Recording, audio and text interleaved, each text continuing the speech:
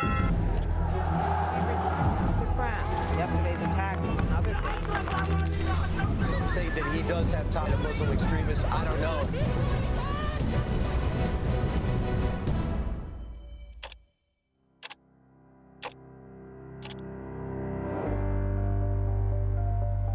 The Kingdom of Sweden in northern Europe, with thousands of coastal islands and inland lakes and a population of 10.4 million.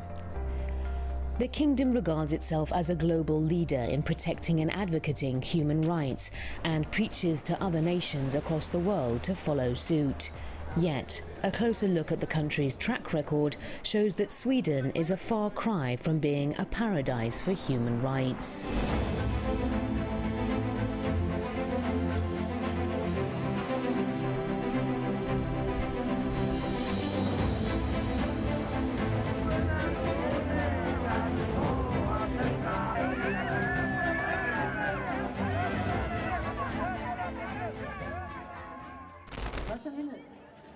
It is hard to believe that a country which considers itself as a champion of human rights had one of the most repressive policies on transgender people until 2013.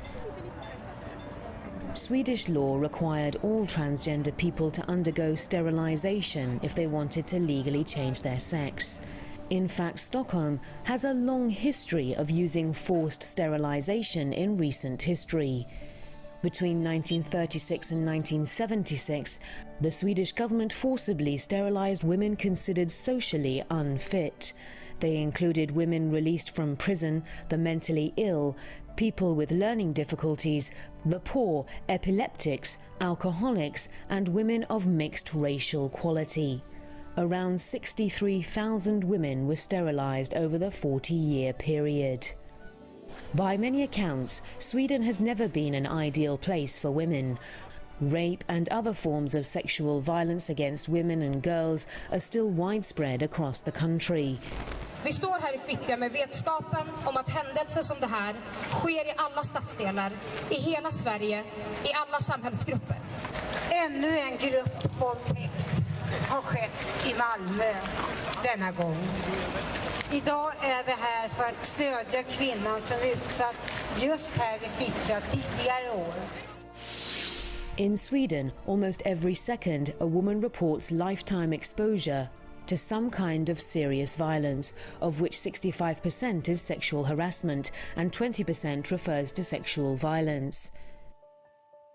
In 2019, 6,256 rapes against people aged 15 or above were reported in Sweden, according to official preliminary crime statistics, a staggering number for a country hardly about 10 million people.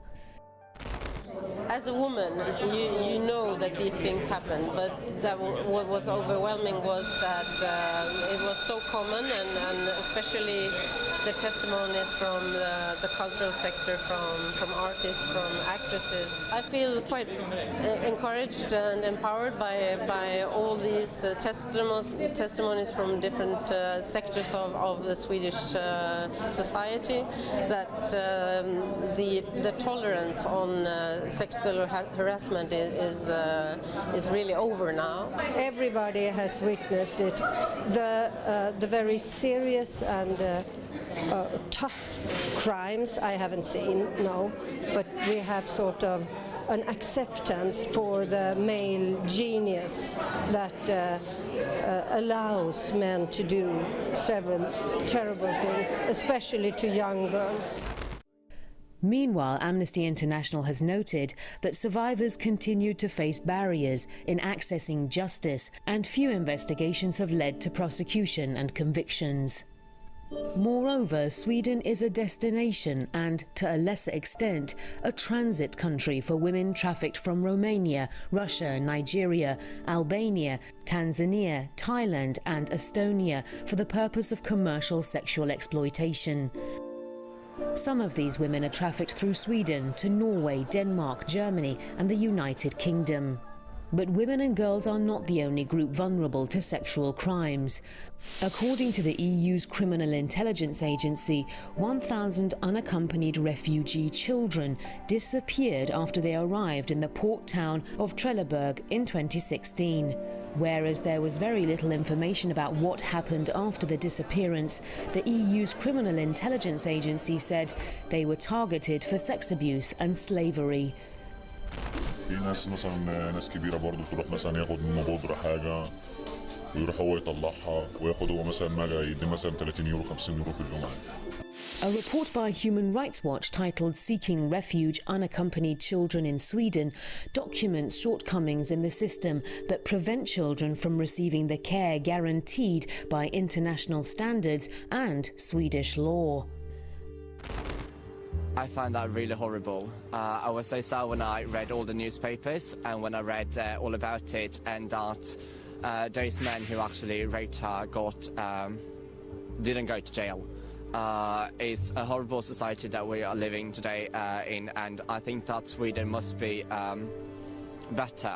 We need a better law that can actually protect us.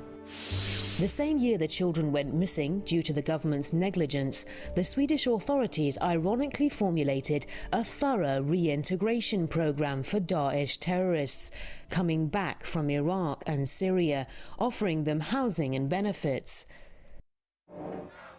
By the same token, Sweden has become a safe haven for the Mujahedin Khalq organization, a terrorist group which has assassinated tens of thousands of Iranian citizens since the victory of the Islamic Revolution of Iran in 1979.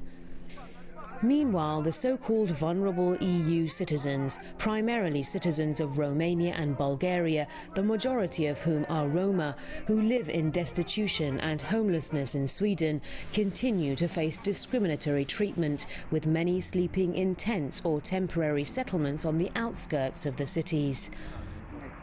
According to Amnesty International, the Swedish authorities deliberately deny them access to the most basic services, something that violates their human rights, which Sweden has an obligation to honor for everybody living in the country. What it seems like that Sweden doesn't like women people, to have them near close. Maybe outside it's okay for them, but near close it's not good. They don't want them to work for them. They don't want them to be around them. Surprisingly enough, Stockholm has failed to recognize its own indigenous Sami people's rights, which is in sharp contrast to Sweden's position on indigenous people's rights elsewhere. Since the so-called refugee crisis, the country has introduced a series of restrictive immigration control measures. Even as the numbers of refugee applicants have steadily fallen, the country has continued to increase its detention capacity, detaining more individuals and for longer periods. Sweden continues to forcibly return asylum seekers despite the worsening security situation in the country. At the same time, the domestic political environment became increasingly hostile. In fact, racism and xenophobia has risen over the past decade in the country. The anti-immigration, anti-Islam Sweden Democrats is now the largest party in southern Sweden and the third largest party in the Riksdag, the Swedish parliament. Last but not least, Sweden has fallen short of expectations as a country for whom human rights really matters. The country has been selling arms to Saudi Arabia and the United Arab Emirates since 1998, with most of the sales over the past decades. That's while, since 2015, the two Arab countries have been involved in a bloody war against Yemen, which has claimed hundreds of thousands of lives and created one of the worst humanitarian crises in modern history.